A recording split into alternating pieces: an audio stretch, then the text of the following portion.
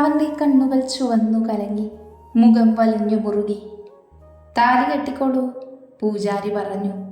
അച്ഛൻ എടുത്തു കൊടുത്ത താലി അവൻ വാങ്ങി. അവളെ ഒന്ന് നോക്കി. ആരെയും നോക്കാതെ തല താഴ്ത്തി വെച്ചിരിക്കുകയാണ് അവൾ. അവളിൽ നിന്ന് മുഖം മാറ്റി താലി കെട്ടി അവൻ. അവളുടെ കണ്ണുകൾ നിറഞ്ഞൊഴുകിക്കൊണ്ടിരുന്നു. അവൻ നേരെ നോക്കിയിരുന്നു. അവൻ്റെ മുഖം ഇപ്പോഴും ദേഷ്യം തന്നെയാണ്. പരസ്പരം മാല ചാർത്തിക്കോളൂ, പൂജാരി പറഞ്ഞതും അവൾ ആരോ കൊടുത്ത മാല ചാർത്തി. അപ്പോഴും പരസ്പരം നോക്കിയില്ല. കന്യാദാനം നടത്താൻ അച്ഛൻ വരിക. ആരും കടന്നു വന്നില്ല അങ്ങോട്ട്. ആരൊക്കെയോ പറഞ്ഞു. ഒരാൾ വന്ന് അവൻ്റെ കയ്യിൽ അവളുടെ കൈ വെച്ചു കൊടുത്തു. അവൻ കയ്യിൽ വേദനിപ്പിക്കുവതും പിടിച്ചു വലിച്ചു. അഗ്നിയെ വലം വെച്ച് അവൾക്ക് കൈ പറഞ്ഞു പോകും പോലെ തോന്നി. ചടങ്ങെല്ലാം കഴിഞ്ഞതും ഫോട്ടോ എടുക്കാൻ തുടങ്ങി. അപ്പോഴും അകലം പാലിച്ചു നിന്നു അവർ. അവരുടെ മാത്രം ഫോട്ടോ എടുക്കാൻ ക്യാമറമാൻ പറഞ്ഞതും അവൻ ദേഷ്യപ്പെട്ടു. അതുകൊണ്ട് അവർ ഒരുമിച്ച് നിന്നുള്ള ഫോട്ടോ ഒന്നും എടുത്തില്ല. ഇറങ്ങാൻ സമയമായെന്ന് ആരോ പറഞ്ഞു. അത് കേട്ടതും അവൻ വേഗം കാറിൽ കയറാൻ പോയി. അവൾ എന്ത് ചെയ്യണമെന്നറിയാതെ അവിടെ നിന്നു പോയിരുന്നു. ആരോ അടുത്ത് വന്ന് ചേർത്ത് പിടിച്ചു കാറിൽ കയറ്റി. അവൻ ആരോടോ ദേഷ്യത്തിൽ ഫോൺ ചെയ്യുന്നുണ്ട്. അവൾ പെട്ടെന്ന് അവനെ നോക്കാതെ പുറത്തേക്ക് നോക്കിയിരുന്നു. കാറെടുത്തതും അവൾ പൊട്ടിക്കരഞ്ഞുപോയി. നിന്റെ ആരെങ്കിലും ചത്തോ ഇങ്ങനെ കിടന്ന് കരയാൻ? ദേഷ്യത്തോടെ അവൻ അവളോടായി അലറി. അവൾ പേടിച്ചു വായിൽ കൈവച്ചു. അപ്പോഴേക്ക് പുറത്തേക്ക് പതുക്കെ സൗണ്ട് കേൾക്കുന്നുണ്ടായിരുന്നു. ഡാ, ആ കൊച്ചിനെ വെറുതെ പേടിപ്പിക്കല്ലേ, കാർ ഓടിക്കുന്നവൻ പറഞ്ഞു. അതെ, അല്ലെങ്കിൽ ഇപ്പോൾ തന്നെ അത് പേടിച്ചാണ് നിന്റെ അടുത്തിരിക്കണേ, തൊട്ടടുത്ത സീറ്റിലിരിക്കുന്നവനും പറഞ്ഞു. മിണ്ടാതിരിക്കുന്നതാണ് നിങ്ങൾക്ക് നല്ലത്. ഞാൻ മൊത്തത്തിൽ അങ്ങ് ഭ്രാന്ത് പിടിച്ചിരിക്കുക. അവൻ ദേഷ്യത്തിൽ അലറിക്കൊണ്ട് ഫോണിൽ നോക്കിയിരുന്നു. പിന്നെ അങ്ങോട്ട് ആരും മിണ്ടിയില്ല. അവൾ ഓർത്തു, എത്ര പെട്ടെന്നാണ് ജീവിതം മാറി മറിഞ്ഞത്. കണ്ണീരോട് അവൾ ഓർത്തു, അവൾ നിറഞ്ഞു നിന്നത് സങ്കടം മാത്രമാണ്. മുന്നോട്ടെന്തെന്ന് പോലും അവൾക്കറിയില്ല. അവൾ കരഞ്ഞു കരഞ്ഞു പതുക്കെ മയക്കം പിടിച്ചിരുന്നു. കുറച്ച് സമയത്തിനു ശേഷം അവർ ഒരു 4 കെട്ട് വീടിന് മുന്നിലെത്തി. കാറ് നിർത്താൻ നോക്കിയിരുന്ന പോലെ അവൻ അതിൽ നിന്ന് ചാടിയിറങ്ങി കയറിപ്പോയി. ഡ്രൈവർ സീറ്റിൽ ഇരുന്നവൻ ഡോറ് തുറന്നിറങ്ങി. അപ്പുറത്തുനിന്ന് ഒരുവൻ ഇറങ്ങി. 2 പേരും പരസ്പരം നോക്കി. ഇവൻ എന്താടാ ഓടിയത്? ഡ്രൈവർ സീറ്റിൽ നിന്നിറങ്ങിയവൻ ചോദിച്ചു. എനിക്കെങ്ങനെ അറിയാൻ? നമുക്കേ ആ കൊച്ചിനെ വിളിക്കാം. അത് കിടന്നിറങ്ങി പോയെന്ന് തോന്നുന്നു. അതെ, അല്ലെങ്കിൽ തന്നെ അത് പേടിച്ചിരിക്കുക. അതിൻ്റെ കൂടെ ചെകുത്താൻ അല്ലറി അതിനെ പേടിപ്പിച്ചു. 2 പേരും കൂടെ അവൾ ഇരുന്ന സൈഡിലെ ഡോറ് തുറന്നു. അവൾ സീറ്റിൽ ചാരി ഉറക്കമാണ്. അവരൊന്ന് നോക്കിയിട്ട് അവളെ വിളിക്കാൻ തുടങ്ങി. മോളെ, മോളെ. ഒരാൾ പതുക്കെ തട്ടി വിളിച്ചു. അവൾ പെട്ടെന്ന് നെഞ്ചിൽ കൈവച്ച് കണ്ണു മിഴിച്ചു. അത് കണ്ടവന്മാർ രണ്ടും അവളെ നോക്കി ഒന്ന് ചിരിച്ചു. അവർ 2 പേരെയും നോക്കി ചോദിച്ചു, എന്താ? ഇറങ്ങുന്നില്ലേ? വീടെത്തി. അവൾ ചുറ്റും നോക്കി. വലിയൊരു 4 കെട്ട് തറവാട്. പെട്ടെന്ന് അവൾ അവനിരുന്ന ഭാഗത്തേക്ക് നോക്കി. അവിടെ ആരുമില്ല. അവൻ പോയെന്ന് അവൾക്ക് മനസ്സിലായി. തിരിഞ്ഞവർ നോക്കിയപ്പോൾ അവർ പറഞ്ഞു, മോളെ, അവൻ പോയി. ഇറങ്ങി വാ, എല്ലാവരും നോക്കിയിരിക്കുക. അവൾ കാറിൽ നിന്നും ഇറങ്ങി അവരെ നോക്കിയപ്പോൾ മുന്നോട്ട് നോക്കി നിൽക്കുക അവളും നോക്കി. വീടിൻ്റെ മുന്നിൽ കുറച്ച് പേരൊക്കെ നിൽക്കുന്നു. അവൾ അവരെ നോക്കി അവിടെ തന്നെ നിന്നു. അവന്മാർ പരസ്പരം നോക്കി. എന്നിട്ട് അവളുടെ 2 സൈഡിലും വന്നു നിന്നു. നോക്കി നിൽക്കാതെ മുന്നോട്ട് നടക്കൂ, ഞങ്ങൾ കൂടെയുണ്ട്, അതിലൊരുവൻ പറഞ്ഞു. അത് കേട്ടവൾ മുന്നോട്ട് നടന്നു. വാതിൽ കടന്നൊരമ്മ വന്നു. കയ്യിൽ നിലവിളക്കും പിടിച്ചുകൊണ്ട് പുറകിൽ താലവുമായി ഒരമ്മയും വന്നു. അവൾ അടുത്തെത്തിയതും സ്റ്റെപ്പിൻ്റെ അടുത്തിട്ട് അവൾ വന്നു നിന്നു. അവളെ ഒറ്റയ്ക്ക് നിർത്തിയിട്ട് അവന്മാർ വീടിൻ്റെ ഉള്ളിലേക്ക് പോയി. താരം കൊണ്ട് അവളെ ഒന്ന് ഒഴിഞ്ഞു അവർ. മോളെ, വലതുകാല് വെച്ചു കയറി വാ, വിളക്ക് കയ്യിൽ കൊടുത്തുകൊണ്ട് ആ അമ്മ അവളോടായി പറഞ്ഞു. അവൾ വിളക്ക് വാങ്ങി വലതുകാല് വെച്ച് ആ വീട്ടിലേക്ക് കയറി. അവൾ അകത്തേക്ക് കയറിയപ്പോൾ അവിടെ ആരൊക്കെയോ നിൽക്കുന്നത് കണ്ടു. അമ്മ അവളോടായി പറഞ്ഞു, മോളെ, നേരെ കാണുന്നതാണ് പൂജാമുറി. അവിടെ കൊണ്ടുവച്ചിട്ട് പ്രാർത്ഥിച്ചിട്ട് വരൂ. അവൾ വിളക്കുമായി അകത്തേക്ക് കയറി. മുന്നിൽ കാണുന്ന കൃഷ്ണ വിഗ്രഹത്തിന് മുന്നിൽ വിളക്ക് വെച്ച് കണ്ണുകൾ അടച്ചു കൈകൾ കൂപ്പി. എൻ്റെ കൃഷ്ണ, ഞാൻ എന്താ പറയുക? എനിക്കറിയില്ല.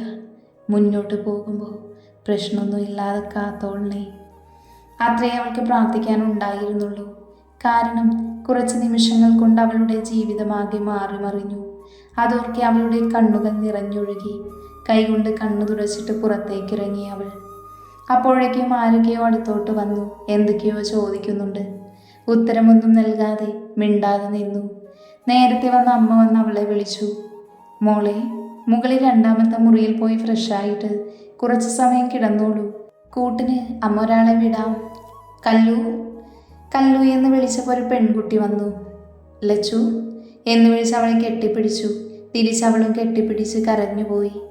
കല്ലുമോളെ, മുകളിൽ നിന്റെ റൂമിൽ കൊണ്ടുപോകും. കല്ലുവിനോട് അത് പറഞ്ഞതും ആ അമ്മ ആരുടെയോ അടുത്ത് സംസാരിക്കാൻ പോയി. കല്ലു ശ്രീയെയും കൂട്ടി മുകളിലേക്ക് പോയി. അപ്പോൾ ഇതാരൊക്കെയാണെന്ന് പരിചയപ്പെടാം. ഇത് ചിറ്റയെടുത്ത് തറവാട്. ഇപ്പം കാരണവരായ മഹാദേവ വർമ്മ, ഭാര്യ സുഭദ്ര വർമ്മ. ഇവർക്ക് മക്കൾ 3 പേര്. ആദ്യത്തേത് മാധവ വർമ്മ, ഭാര്യ ശ്രീദേവി വർമ്മ. ഒരു മകൻ അഗ്നിദേവ് വർമ്മ, നമ്മുടെ നായകനാണ് പുള്ളി. രണ്ടാമത്തേത് ഇന്ദ്രജിത്ത് വർമ്മ, ഭാര്യ സുജാത വർമ്മ. 2 മക്കൾ കിരൺ ഇന്ദ്രജിത്ത് വർമ്മ, കല്യാണി ഇന്ദ്രജിത്ത് വർമ്മ. മൂന്നാമത്തേത് ലളിത വർമ്മ, ഭർത്താവ് രവി. അവർക്ക് 2 മക്കൾ ശ്രേയ രവി, പ്രിയ രവി. ഇതാണ് ഇവരുടെ ഫാമിലി. ഇവർക്ക് കുടുംബ ബിസിനസ്സാണ് വർമ്മ ഗ്രൂപ്പ്. ഇന്ന് അതിൻ്റെ തലപ്പത്തിരിക്കുന്നവനാണ് അഗ്നിദേവ് വർമ്മ, CEO ആണ്. കിരൺ MD അച്ഛന്മാർക്ക് ഇപ്പോൾ വീട്ടിലിരിക്കുന്നു. എന്തെങ്കിലും ഉണ്ടെങ്കിൽ മാത്രം ഓഫീസിൽ പോകും. കല്ലു എന്ന കല്യാണി MBA സ്റ്റുഡൻ്റാണ്. പിന്നെ ഉള്ളത് അസൂയയും കുശുമ്പും പണത്തിനോട് ആർത്തിമൂത്ത ലളിതാപ്പച്ചിയും കുടുംബവും. മക്കൾ 2 അതുപോലെ തന്നെയാണ്. ഇതാണ് അഗ്നിയുടെ കുടുംബം. കല്ലു അവളെയും കൊണ്ട് മുറിയിലേക്ക് കയറി. ലച്ചു, ലച്ചു, എന്താ നീ മിണ്ടാതെ? ഞാൻ എന്താ കല്ലു പറയണ്ടേ? എനിക്കറിയില്ല ഒന്നും. അവൾ കരഞ്ഞോട് കല്ലുവിനെ ചുറ്റിപ്പിടിച്ചു. കല്ലു അവളെ പുറത്തു തട്ടി ആശ്വസിപ്പിച്ചു. ലച്ചു, നീ കരയാതെ. വേണ്ട, അവൾ വിളിച്ചാൽ പിന്നെ എൻ്റെ സങ്കടം കൂടും. വിളിക്കണ്ട അവളെ. പിന്നെ ഒന്നും മിണ്ടാതെ അവർ 2 പേരും അങ്ങനെയിരുന്നു. കുറച്ചു കഴിഞ്ഞ് കല്ലു ലച്ചുവിനോടായി പറഞ്ഞു. ലച്ചു, ഞാൻ സഹായിക്കാം നിന്നെ. ഇതൊക്കെ ഒന്ന് മാറ്റി നീ ഫ്രഷാക്. എൻ്റെ ഡ്രസ്സ് തരാം നിനക്ക്. അവളോട് അത്രയും പറഞ്ഞ് തലയിൽ നിന്ന് പൂവും ആഭരണങ്ങളും അഴിച്ചു വെച്ച് അലമാര തുറന്നൊരു ബ്ലൂ കളർ ടോപ്പും ലെഗിൻസും എടുത്തു കൊടുത്ത് ഫ്രഷാകാൻ പറഞ്ഞു വിട്ടു. കല്ലു, പോകരുത് നീ, എനിക്ക് പേടിയാടി. അവൾ പേടിയോടെ പറഞ്ഞു. കല്ലുവിന് മനസ്സിലായി അവൾ നന്നായി ഭയന്നു പോയതെന്ന്. അതുകൊണ്ട് അവൾ അവിടെ തന്നെ ഇരുന്നു. ഇല്ല, ഞാൻ പോകില്ല. നീ പോയിട്ട് വാ, ഞാൻ ഇവിടെ തന്നെ ഉണ്ടാകും. അത്രയും പറഞ്ഞ് ഫോൺ എടുത്ത് നോക്കിയിരുന്നു അവൾ. ലച്ചു അവളെ ഒന്ന് നോക്കിയിട്ട് വാഷ്റൂമിൽ കയറി. അവിടുത്തെ സൗകര്യങ്ങളൊന്നും അവൾ നോക്കിയില്ല. ടാപ്പ് തുറന്ന് മുഖത്തേക്ക് വെള്ളമൊഴിച്ചു. കുറച്ചു നേരം കണ്ണടച്ച് അവിടെ നിന്നു. മനസ്സിലൂടെ പലതും മിന്നി മാഞ്ഞുപോയി. കണ്ണതിനനുസരിച്ച് നിറഞ്ഞൊഴുകി. അവളുടെ ഓർമ്മകൾ കുറച്ച് മണിക്കൂറുകൾ പുറകിലേക്ക് പോയി. ഇവളാണ് ശ്രീലക്ഷ്മി വിശ്വനാഥൻ. മംഗലത്ത് വീട്ടിൽ ദേവരാജൻ്റെയും ഭാര്യ കൗസല്യ. ഇവർക്ക് 2 മക്കൾ. വിശ്വനാഥൻ, ഭാര്യ ജാനകി വിശ്വനാഥൻ. അവർക്ക് 2 മക്കൾ. ശ്രീലക്ഷ്മി വിശ്വനാഥൻ, നമ്മുടെ നായിക. ശ്രീജിത്ത് വിശ്വനാഥൻ, ശിവദാസ്, ഭാര്യ വിദ്യ ശിവദാസ്. അവർക്ക് 2 മക്കൾ. രേഷ്മ ശിവദാസ്, രഞ്ജിത്ത് ശിവദാസ്. വിശ്വനാഥൻ ഒരു ബിസിനസ് തുടങ്ങി, JS ഗ്രൂപ്പ്. പിന്നെ അങ്ങോട്ട് ഉയർച്ചകളായിരുന്നു. അപ്പോൾ അനിയൻ ശിവദാസ് വിഷ്ണുവിൻ്റെ കൂടെ കൂടി. ഒരിക്കൽ ഒരു യാത്ര പോയി വിശ്വനാഥൻ, ഭാര്യ ജാനകിയും 6 വയസ്സുള്ള മകൻ ചിത്തുവുമായി. ലച്ചു പോയില്ല. യാത്ര പോയവർ തിരിച്ചു വന്നത് ജീവനയോടെ ആയിരുന്നില്ല. അപ്പം ലച്ചുവിന് 10 വയസ്സായിരുന്നു. പിന്നെ അങ്ങോട്ട് അവളെ വളർത്തിയത് അച്ഛമ്മയും അച്ഛച്ചനുമാണ്. ലച്ചുവിൻ്റെ വളർച്ചയിൽ അവൾ ഒരു മിണ്ടാപ്പൂച്ചയായിരുന്നു. അവൾ 10ൽ പഠിക്കുമ്പോൾ അച്ഛൻ മരിച്ചു. പിന്നങ്ങോട്ട് അച്ഛമ്മ മാത്രമേ അവൾക്കുണ്ടായിരുന്നുള്ളൂ. രേഷ്മയ്ക്ക് അവളെ ഇഷ്ടമല്ല, എപ്പോഴും വേദനിപ്പിക്കും. വിദ്യയും അങ്ങനെ തന്നെ. എന്നാൽ അച്ഛമ്മയുള്ളപ്പോൾ സ്നേഹത്തോടെ പെരുമാറും. പിന്നെ രഞ്ജുവാണ് അവൾക്ക് കൂട്ട്. പിന്നെ ഡിഗ്രിക്ക് പഠിക്കുമ്പോൾ അച്ഛമ്മയും അവളെ തനിച്ചാക്കി പോയി. പിന്നെ അവളെ പഠിപ്പിക്കാൻ വിടാൻ വിദ്യ സമ്മതിച്ചില്ല. എന്നാൽ ശിവൻ അവളെ പഠിപ്പിക്കാൻ വിട്ടു. അതിന് വിദ്യ പ്രശ്നമുണ്ടാക്കി. എന്നാൽ അത് അയാൾ കണ്ടില്ല എന്ന് നടിച്ചു. അങ്ങനെ പഠനം മുന്നോട്ട് പോയി. ഇപ്പോൾ അവൾ MBA പഠിക്കുന്നു. എപ്പോഴോ രേഷ്മയ്ക്ക് വന്ന ആലോചനയാണ്. ഉറപ്പിച്ചങ്ങനെ വിവാഹമായി. ഇന്ന് രാവിലെ ആയിരുന്നു രേഷ്മയുടെ കല്യാണം. അതിനായി എല്ലാവരും ഒരുങ്ങി. അടുത്തുള്ള ശിവക്ഷേത്രത്തിലാണ് വിവാഹം. രാവിലെ എഴുന്നേറ്റ് കുളിച്ച് റൂമിൽ നിന്ന് പുറത്തേക്ക് വന്നതാണ് ലച്ചു. എടി പെണ്ണെ, നീ എന്താ ഇത്ര താമസിച്ചത്? പുറത്തുനിന്നും കയറി വന്ന് ചെറിയമ്മ ചോദിച്ചു. അവൾ തലകുനിച്ച് നിന്നുകൊണ്ട് പറഞ്ഞു, ഇന്നലെ രാത്രി ഉറങ്ങാൻ കുറച്ച് വൈകിപ്പോയി. അതെന്താ രാത്രി ഉറങ്ങാൻ താമസിച്ചത്? ഉറക്കം വന്നില്ല, അതുകൊണ്ടാണ്. നീ പെട്ടെന്ന് പോയി കഴിക്കാനുണ്ടാക്കാൻ നോക്ക്. രേഷ്മ റെഡിയാകാൻ പോകുന്നതിന് മുൻപ് ഭക്ഷണം കൊടുക്കണം. ഇപ്പം തന്നെ ഉണ്ടാക്കാം ചെറിയമ്മേ. അവൾ അത് പറഞ്ഞ് അടുക്കളയിലേക്ക് നടന്നു. അവൾ പോകുന്നത് നോക്കി വിദ്യ രേഷ്മയുടെ റൂമിലേക്ക് നടന്നു. ഡോർ അടഞ്ഞ് കിടക്കുവാണ്. രേഷ്മേ, എടി രേഷ്മേ. കതകിൽ തട്ടി വിദ്യ വിളിച്ചു. കുറച്ചു നേരമായിട്ടും തുറക്കുന്നില്ല. രേഷ്മേ, എഴുന്നേറ്റ് വരാൻ നോക്ക് നീ, സമയമില്ല. കുറച്ചു കഴിഞ്ഞ് ഡോറ് തുറന്നു. വിദ്യ അകത്തോട്ട് കയറി മൊത്തത്തിലൊന്ന് നോക്കി. എല്ലാം വലിച്ചു വാരി ഇട്ടിരിക്കുന്നു. അടുത്ത് നിൽക്കുന്ന മകളെ ഒന്ന് നോക്കിയിട്ട് അവളോടായി പറഞ്ഞു, നീ എന്ത് നോക്കി നിൽക്കുക? പോയി കുളിച്ചിട്ട് വാ. അമ്പലത്തിൽ പോയിട്ട് വന്നിട്ട് വേണം റെഡിയാകാൻ. ഇനി അമ്പലത്തിൽ പോകണോ അമ്മേ? അവളൊരു അലസതയോടെ പറഞ്ഞു. വിദ്യ ദേഷ്യത്തോടെ അവളുടെ നേരെ തിരിഞ്ഞു. നിനക്കെന്താടി? പറഞ്ഞത് കേട്ടാ? വെറുതെ എന്നെ ദേഷ്യം പിടിപ്പിക്കല്ലേ. പറഞ്ഞത് കേട്ടാൽ മതി. ഈ അമ്മയ്ക്ക് എന്താ? ഞാൻ പോകില്ല. അവളും ദേഷ്യത്തോടെ തിരിച്ചു പറഞ്ഞു. അതോടെ വിദ്യ ദേഷ്യം പിടിച്ചു. അവളുടെ കയ്യിൽ ഒരടി കൊടുത്തു. എന്താ അമ്മേത്? വെറുതെ എന്നെ തല്ലുന്നേ. കയ്യിൽ തടവി അവൾ അമ്മയോട് ദേഷ്യപ്പെട്ടു. നിന്നോട് പറഞ്ഞത് കേട്ടാ മതി. പോയി കുളിച്ച് അമ്പലത്തിൽ പോയിട്ട് വാ. അവൾ അമ്മയെ ഒന്ന് ദേഷ്യത്തോടെ നോക്കി കുളിക്കാനായി പോയി. അവൾ പോകുന്നത് നോക്കി വിദ്യ അടുക്കളയിലേക്ക് ചെന്നു. അവിടെ ലച്ചു തിരക്കി പിടിച്ച് ഓരോന്ന് ചെയ്യുന്നുണ്ട്. എടി, കഴിക്കാൻ എന്താ ഉണ്ടാക്കണേ? പെട്ടെന്നുള്ള ശബ്ദത്തിൽ അവൾ പേടിച്ച് പുറകിലേക്ക് നോക്കി. അവിടെ ചെറിയമ്മയായിരുന്നു. അത് പെട്ടെന്നുണ്ടാക്കാൻ പറഞ്ഞതുകൊണ്ട് ഞാൻ ഉപ്പുമാവ് ഉണ്ടാക്കി. ഓ, അവളുടെ ഒരു ഉപ്പുമാവ്. ഒരു കാര്യം ചെയ്യ്, നിന്റെ ഇവിടുത്തെ പണി കഴിഞ്ഞ രേഷ്മയുടെ മുറിയൊന്ന് വൃത്തിയാക്കി ഇട്ടേക്കണം. അത്രയും പറഞ്ഞ് അവളെ ഒന്ന് നോക്കി പേടിപ്പിച്ചു പോയി. ലച്ചു അവളുടെ പണിയിലേക്ക് തിരിഞ്ഞു. രേഷ്മ കുളിയൊഴിഞ്ഞു വന്നൊരു ടോപ്പും ലെഗിൻസും എടുത്തിട്ട് റെഡിയായ റൂമിന് പുറത്തേക്ക് വന്നു. വിദ്യ ഹാളിൽ ഇരിക്കുന്നുണ്ട്. ആരൊക്കെയോ അടുത്തിരുന്ന് സംസാരിക്കുന്നു. രേഷ്മ അങ്ങോട്ട് ചെന്ന് വിദ്യയെ വിളിച്ചു. അമ്മേ, ഞാൻ പോയിട്ട് വരാം. രേഷ്മ വിളിച്ചത് കേട്ട് വിദ്യ അവളെ ഒന്ന് നോക്കി പറഞ്ഞു. രഞ്ജു പുറത്ത് നിൽക്കുന്നുണ്ട്, അവനെ കൂട്ടി പോയിട്ട് വാ.